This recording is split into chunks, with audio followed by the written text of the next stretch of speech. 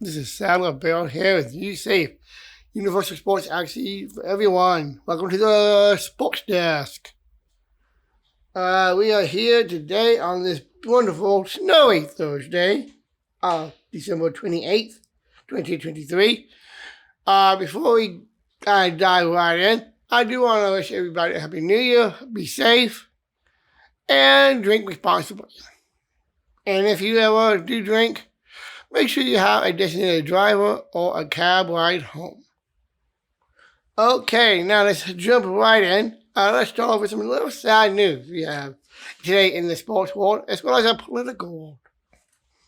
Normally I don't always talk politics, but this has to do with politics as well as the sports world, because here in Wisconsin, we just lost a good friend, Kohl.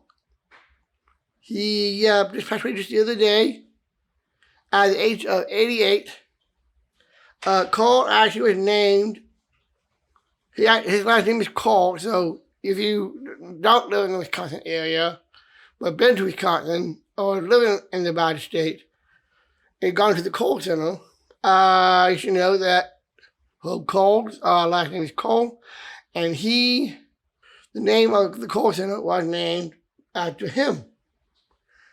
That's correct. The Kohl Center was named after Herb Kohl, so I hope they will definitely do something at the next game, men's and women's sports, at the Kohl Center in his memory. He was also a U.S. Senator, a former U.S. Senator on the Democratic side. He was also a Bucks owner of the Milwaukee Bucks. He was an owner for the Bucks he bought the team in 1985.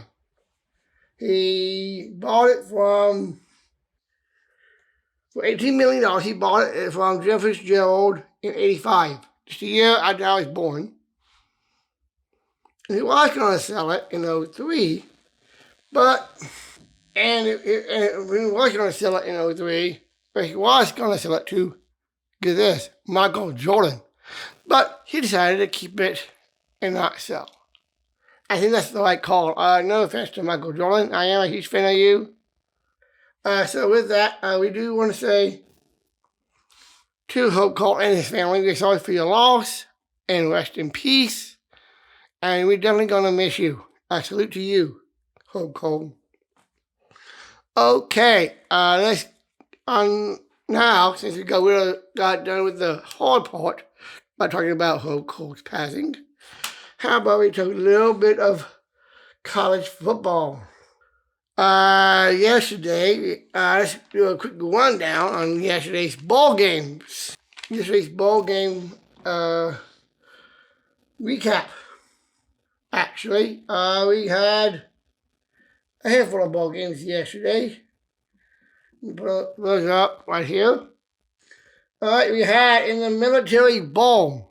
We had Virginia Tech and Tulane, with Virginia Tech with a 41-20 victory. Congratulations to your win.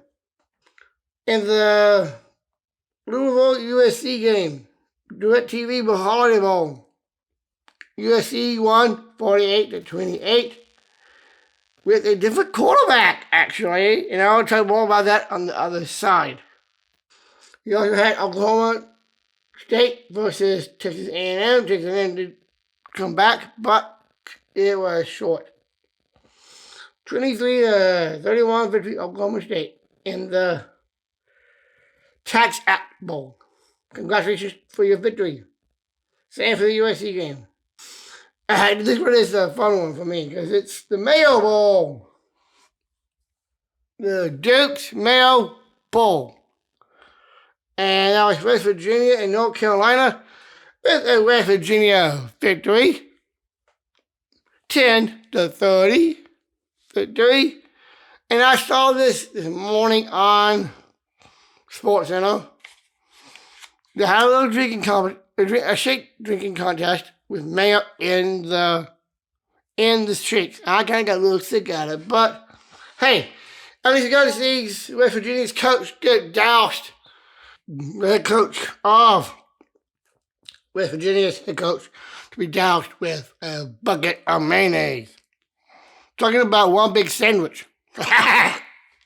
Of course, you need your mustard, but hey, it's mayo, man.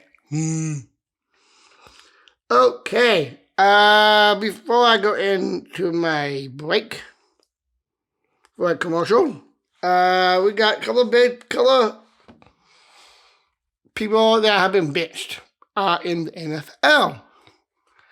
Russell Wilson has been benched, as well as Tommy DeVito, a.k.a. Paisano Boy. That's right, they both got benched for different reasons. If you want to get more updates on that and that, make sure you check your ESPN apps or wherever you get your ESPN news, your sports news, or ESPN updates. Alright, it's time for me to step aside for a minute. We'll be back on the other side. And a word from Camp Creatability. We'll be right back. If you want to get more updates on that and that, make sure you check your ESPN apps or wherever you get your ESPN news, your sports news, or ESPN updates. Alright, it's time for me to step aside for a minute. We'll be back on the other side. And a word from Camp Creatability. We'll be right back.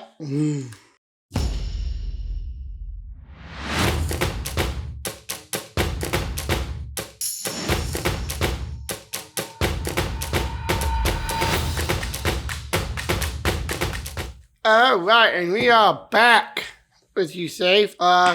Thank you for checking out my sponsors of Camp Creatability and their advertisements. I want to mention to everyone that in 2024, this show, I'm hoping to get an actual audience, not just an audience to listen to my show and watch, but actually be in person. An in-person audience that can watch me do my show live. So that's one of my resolutions for this year for New Year's and for 2024. And hoping you have the same. Hoping you work on your resolutions for the new year in 2024. Okay, now we got some slate of college football games we need to talk about here. We have playoff games to talk about. The playoff games are on Monday, on New Year's Day. Let's take a look what we got, shall we? Okay, let's do it. Let's start with, we got two big games coming up on Monday. We have, before I go into the playoff games, I do want to mention that LSU and Wisconsin play each other on Monday, New Year's Day, in the morning at 11 a.m. So make sure you have your coffee ready and whatever you feel like having to eat. Wings, cereal, toast, eggs, whatever you feel like having. And sit on your couch and relax and enjoy the Badger LSU game. Go Badgers. In the Wirecrest Bowl. Okay, we also have the playoff games we want to talk about here. We got Texas and Washington in the Sugar Bowl. Texas is favored by 4 points. My pick, I want to see Washington see if they pull off the upset because there is a chance. But I would like to see Texas pull it off. My girlfriend is a Texas fan. I love you, honey, Kayla, honey, I love you. And I also want to say hi to all the Texas fans out there, especially my girlfriend's family. I want to say hi to everyone that are Texas fans of my girlfriend's family. I love you all. All right, now, the other game, the game I'm also into for, my team, my hometown of Birmingham, Alabama. Alabama and the Crimson Tide and the Michigan Wolverines in the Rose Bowl in California. At the Rose Bowl. So, in the morning, when you wake up in the morning, if you check to make sure you have one device on the Badger game, make sure you have a TV on to the Rose Parade. If they do have the Rose Parade, the Parade of Roses, so make sure you check that out. I know both bands would be there performing in the in the parade, and maybe even the players might even show up. Who knows? Who knows? But anyway, make sure you check that out on your local channel. On whichever channel you get your Rose Bowl parade. Make sure you check your local listings for that. All right, now for that game, Alabama, Michigan. Michigan is favored by 1.5. So I definitely can see an upset here. Alabama has played Michigan before in a bowl game in the past year. Not last year, but a few years ago, when we were not in the playoff.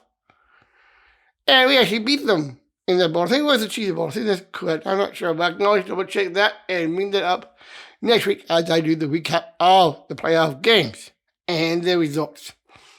And that time, Alabama did win. And I definitely did see a fight here in this game. I definitely see a fight. Both games going at it. Both teams going at it. Mano a mano. Hard hitting. Somewhat low scoring, maybe a high scoring for sure. Because I'm thinking my final prediction score for that game. Michigan 30. Alabama 35. Alabama pulls out the win against Michigan in the upset.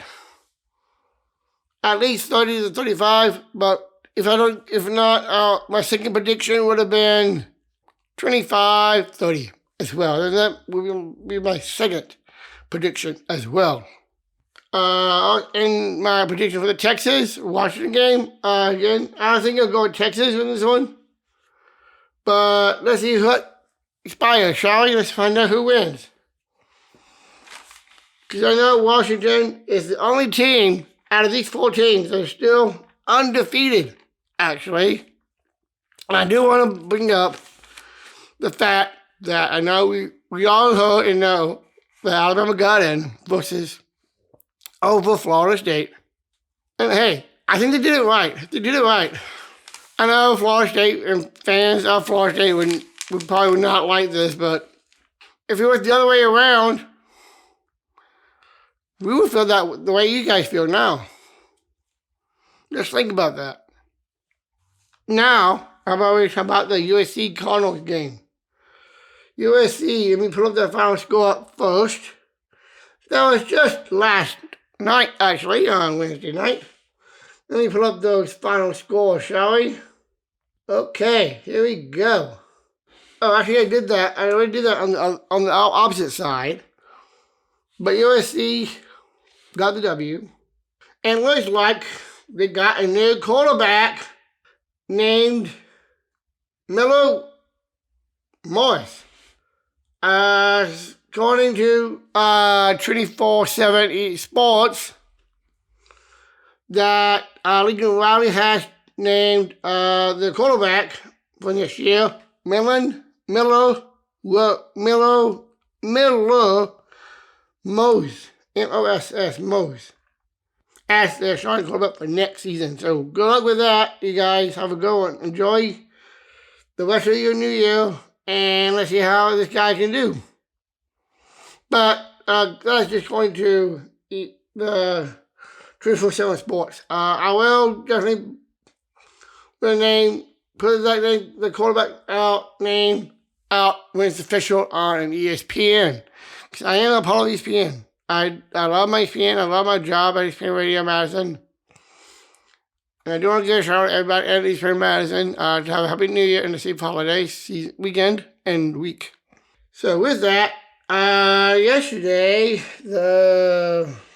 looks like there's a little money they're giving out. Because everybody gets a check. The main team gets a bigger check, and then the rich team gets a smaller check for their schools. The BetMG bonus code. Okay, I'm not sure what that's about, but I will edit that part out. But, hey, looks like we got a quarterback that's going to be taking Caleb Williams' spot for next season with USC. So let's see how this guy will do. We all need to talk about the NFL college in the NFL games, NFL playoff games. We got 2 more games left in the season. No, that's right, 2 games left. I can't believe it. I just remember when it just started for the NFL. We got several games that are up for, they're all definitely playoff implication games. Part of them are either getting into the playoffs or depending on what seat they're going to get. Starting tonight, Jets and Browns on Prime Video. The Browns are favored by 7.5. I think that the Jets will definitely give them a run for the money, but they will win nonetheless, the Browns, with Joe Flacco. Because that could actually help see where they're going to go and fall in the seats in the playoffs. Same with Detroit and Cowboys on Saturday. And that's a 5.5 point favorite for Dallas. At 7:15 is a simulcast on ABC, ESPN, and ESPN Plus. So make sure you check out your local listing of ABC for that game. We also got Bills Patriots. We all know that the Patriots already are out of the playoffs, but they could only get, basically, with this game being a playoff implication game, could, if they do get a win here somehow against the Bills, with them being a 13-point underdog, that could definitely help. That game, if the Patriots won, only would help see where the Bills are going to end up in the seats within the playoffs. All right, we got the Dolphins and the Ravens, 3.5 point favorites for the Ravens, actually. And that's going to kick off on CBS. The Bills game is also on CBS as well at noon at 7:15 for the Cowboys. Okay, now this is where it kind of gets tricky because we got a lot of other games, even with the Bears, they could have possibility of playoff. Of course, it's about 1% or so, something like that. If you're listening to Wellington Hamilton, I know my boys at Wellington Hamilton and can definitely give you the exact percentage of the chances of the Bears' playoff implications and who needs to win and lose for them to get in. For example, first off, we do have the Panthers and the Jags.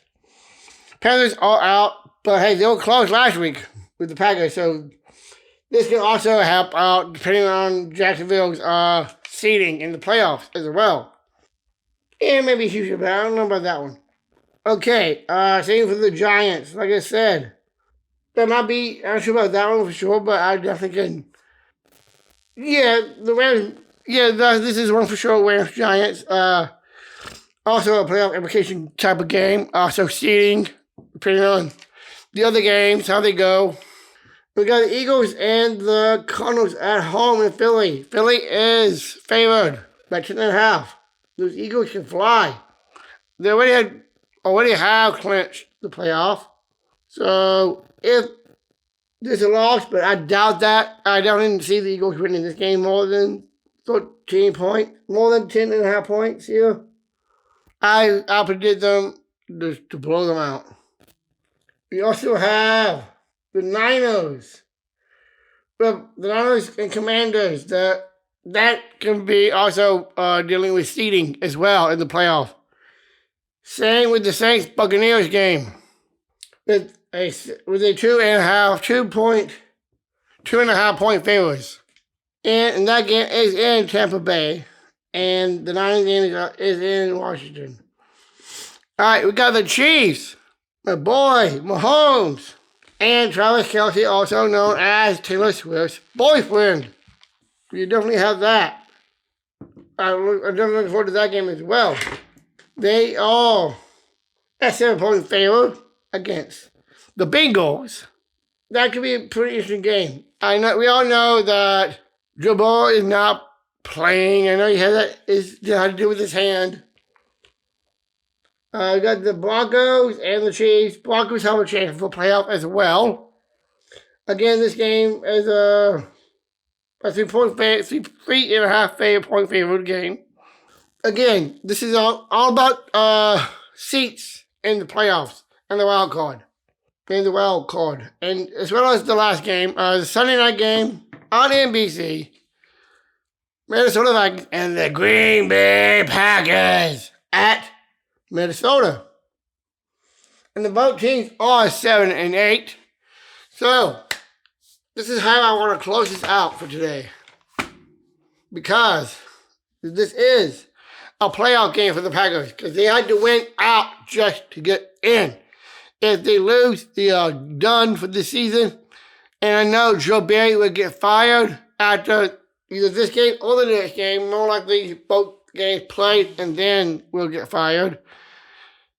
And we all know what's going on.